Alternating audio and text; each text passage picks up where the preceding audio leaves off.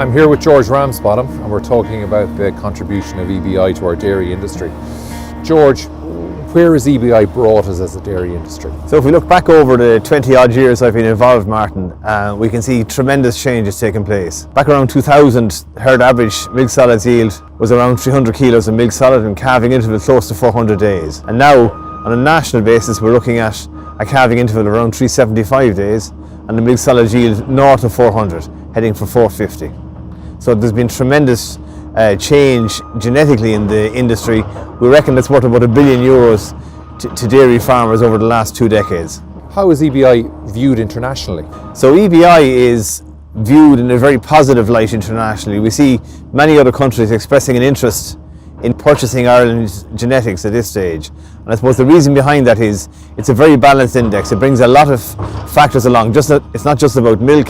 There's increasing recognition of the value of fertility and other traits as well, and the EBI encapsulates all of those traits in the one index. How is EBI linked into the sustainability of the Irish dairy system? So if you look at it from a sustainability perspective, the big issues that come in under sustainability are efficiency of milk production, which is captured admirably in the EBI, and secondly, the core values that's there around fertility. And we know that it costs X amount and there's X amount of carbon tied up with getting a heifer into the milking power in the first place. And having fertility in the index ensures or helps to ensure that they stay around the farm for longer. And the longer they stay around the farm, the more you're diluting those heifer rearing costs. So we've 3 main factors. We've longevity, fertility, production. These are the factors driving sustainability. There are 3 huge drivers of it as well. And I suppose another factor that's captured in the EBI, Martin, is the whole health sub-index. So that's becoming more and more to the fore now. So because cows are lasting longer, we need them genetically to be more healthy, and that's captured in EBI as well. George, if we're looking at marginal farms with lower EBI and they need to get or breed their herd into a higher EBI position, what are the steps these farms need to take? Well, Martin, probably the fastest way to really turn around a herd is probably to buy in high genetic merit stock, high EBI heifers. Just to give you an example of a herd that's done it, we had a look a few years ago at a herd who had effectively turned over all of his cows in 1 year, sold practically everything and bought in very high EBI stock. The EBI of the herd changed from around 70 to around 160. Now this is going back a few years, so at the time they were in the top 10% nationally. In doing so, the first thing he noticed was that his meal bill went down, because all of a sudden he had less meal to feed because he wasn't milking through the winter. The cow's fertility had improved. But what really jumped out at him was, for his 120 cows, the milk check that he got in total was another 80,000. It was worth 80,000 more to him at the end of the year compared to the previous year with the lower EBI herd. So it just goes to show that through a combination of better quality milk and better fertility, the milk check you get is going to go up substantially. How does fertility improve our milk solids production? How fertility drives the increase in milk solids, Martin, is through increasing the number of days that farmers are seeing in milk production in their herds. So instead of having maybe 60 and 100 cows calved at the end of February, they'll have 90 cows calved at the end of February from the same starting date. So those extra 30 or 40 cows calved in the month of February, those cows are milking through to the end of November. So the milk solids from fertility is coming from days in milk, and we can see that all around the place. For herds that are apprehensive about having a high calving rate or a lot of compact calving, what's the length of time it's going to take to improve EBI? I'd say the first thing they should do is talk to their neighbours who are operating a higher EBI system and see how they're managing to bring their herds along and adapting to the demands that are there for calving and compact calving in the spring. We wouldn't encourage anyone to jump into very compact calving unless they have the system ready for it. So they have the accommodation for the calves, they have the outlets for the calves that are going to be sold off their farms. But they can also breed themselves into it over a number of years. So not change over the herd in 1 year, but change over the herd in 3 or 4 years and work their way into it slowly. And it will pay benefits in the long run.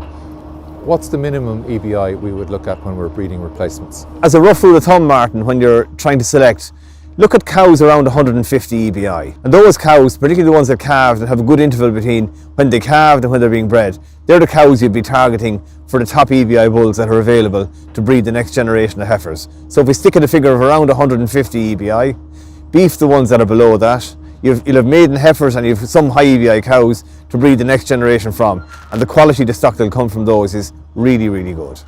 How long, George, will the increase take roughly? I'd say it'll take a 7-year period on an average farm to jump by around 100 EBI, but you can do it. It will happen. George, for cows that are not hitting the minimum EBI to breed replacements from, how are we going to get a calf of value from these cows? Okay, so to breed those high value beef calves from the Martin, what we're looking at the DBI, the Dairy Beef Index, to select the bulls that we're going to use. And there's two components to it. There's a dairy side of it, we're looking at the gestation length, and we're looking at the calving ease on that side of it. But secondly, we have the beef merit on it. We've values for carcass conformation and values for carcass weight. And we look at getting a good balance of the two of those and judiciously picking the cows for certain bulls. So you pick 2 or 3 high DBI bulls and you'll use those across the cows that you're not going to breed for dairy AI. George, tell me about the maintenance sub-index. What's the worry if we make our cows too small? The maintenance sub-index is a very valuable trait.